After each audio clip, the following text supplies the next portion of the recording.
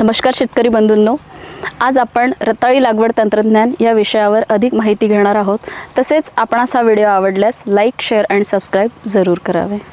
जगभरातील विविध कंदवर्गीय पिकांमधील अतिशय महत्त्वाचे असे हे रताळी कंदपीक आहे। कमी कालावधीमध्ये प्रकाश संश्लेषणाद्वारे सौर ऊर्जेचे रूपांतर खाद्य ऊर्जेमध्ये करण्याची क्षमता या पिकाची सर्वाधिक आहे। रताळ्यामधून मिळणाऱ्या पोषण मूल्याचा विचार करता या पिकास गरिबांचा उच्च आहार म्हणून संबोधले जाते। रताळी हे पीक विषुववृत्तातील समशीतोष्ण कटिबंधात चांगले येते। तसेच खरीप व रबी या दोन्ही हंगामात घेता येतात। या पिकास 24 डिग्री सेल्सिअस एवढे तापमान आवश्यक असून 500 मिलीमीटर पर्जन्यमान पिकाच्या वाढीस अतिशय आवश्यक आहे। जास्त पावसाच्या प्रदेशात या पिकाची लागवड करता येते, परंतु चांगल्या निचऱ्याची व्यवस्था करणे अतिशय गरजेचे आहे। जमिनीच्या बाबतीत हे पीक फार चोखंदळ नाही। वरकस व साधारण सुपीक ते मध्यम प्रकारच्या जमिनीत हे पीक चांगले येते। चांगला व उत्तम निचरा न होणाऱ्या जमिनीत या रताळी पिकाची लागवड करू नये। रताळ्याचे मुख्य उत्पादन हे कंदांचे आहे, त्यामुळे जमिनीची चांगल्या प्रकारे नांगरट करणे अतिशय गरजेचे आहे। साधारण 15 ते 20 सेंटीमीटर खोलीपर्यंत जमिनीची नांगरट अतिशय चांगल्या प्रकारे करण्यात यावी।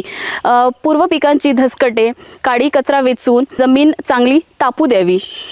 उभी व आडवी नांगरणी व कुळवणी करून जमिनीतील ढेकळे फोडून घ्यावीत व त्यानंतर भुसभुशीत जमीन झाल्यानंतर हेक्टरी 10 टन एवढे शेणखत त्यामध्ये मिक्स करून साधारण 60 सेंटीमीटर आकाराचे सरी वरंबे तयार करण्यात यावेत। रताळी या पिकामध्ये डॉक्टर बाळासाहेब सावंत कोकण कृषी विद्यापीठाने विकसित केलेली जात म्हणजे कोकण अश्विनी। या पिकाची उत्पादकता साधारण 15 ते 18 टन एवढी असून या कंदाचा गराचा रंग पिवळसर असून साल ही गुलाबी रंगाची असते। तसेच रताळ्याच्या इतर जाती जसे कमल सुंदरी, श्रीवर्धिनी, श्रीनंदिनी इत्यादी जाती ह्या अतिशय उत्पादन देणार आहेत।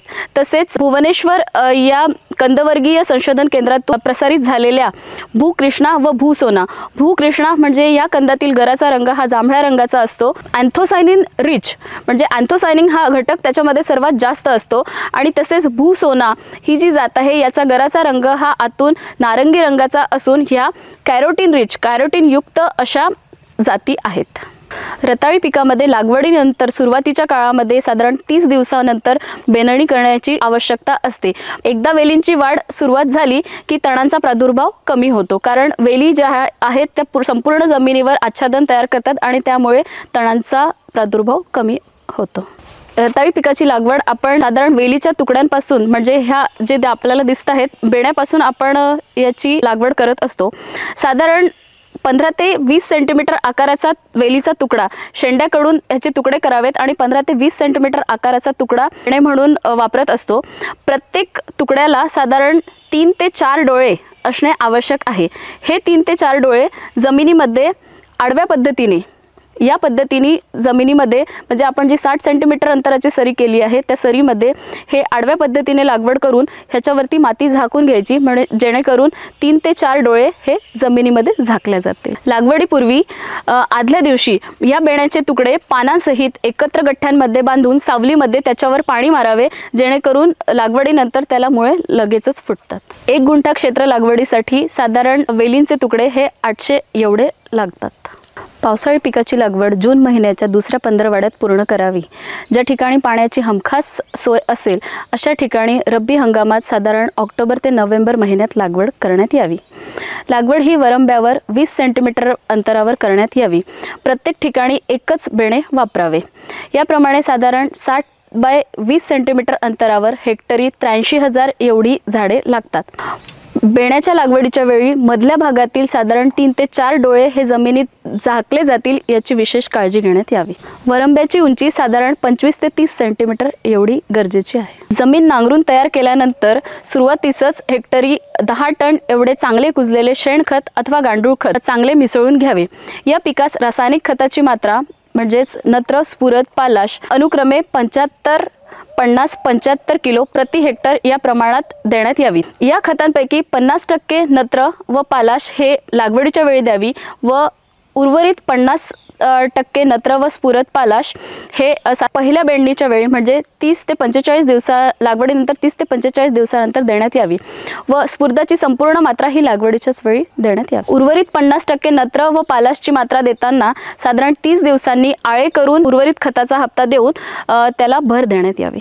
खरीप हंगामात लागवड केल्यास पाणी देण्याची आवश्यकता नाही, परंतु रब्बी हंगामात लागवड केल्यास जमिनीच्या पोतानुसार पाण्याची आवश्यकता किती आहे यानुसार पाणी देण्यात यावे।